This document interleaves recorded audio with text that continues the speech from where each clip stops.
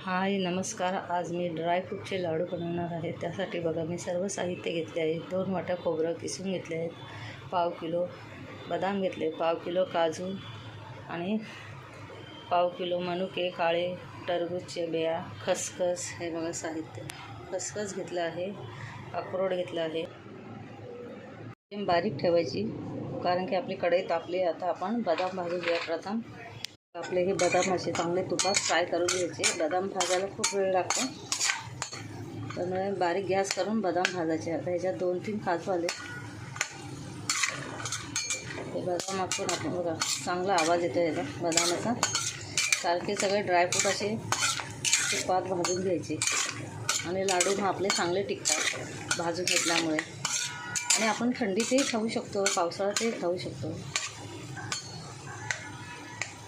आपल्या शरीरासाठी खूप छान आहे हे लाडू ड्रायफ्रूटचे. कंबर वगैरे दुखत असेल तर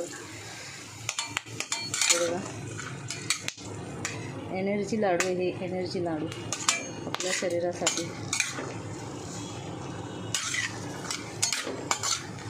हे बघा आपण आता हे सगळे भाजून घेते मी चांगलं तुपात. ते बघा आपले बदाम कसे मस्त क्रिस्पी भाजून घेते. बघा आपले ओले खजूर मी थोडेसे तुपात नॉर्मल भाजून घेते.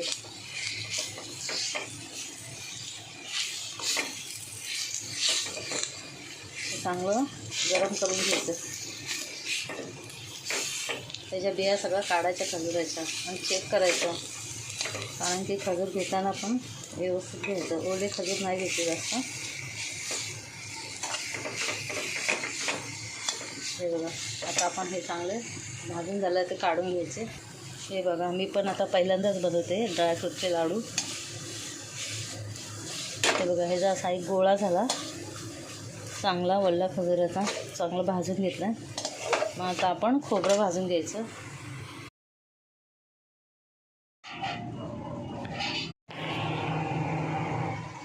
तर आता मी बघा कढईत खोबरं टाकलं आहे. 4 वाटी खोबरं आहे. बघा आता हे नॉर्मल भाजून घ्यायचं आपल्याला,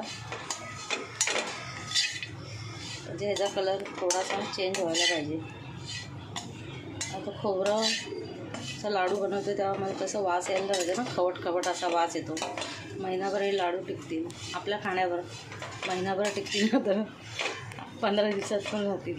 खाऊन फसतात 15 दिवसात पण हे लाडू. आपल्या खाण्यावरती तुम्ही किती लाडू खाता त्याच्यावर. हे खोबरं मी आता भाजून घेते आणि खसखस पण ह्याच्यात टाकणार आहे आता.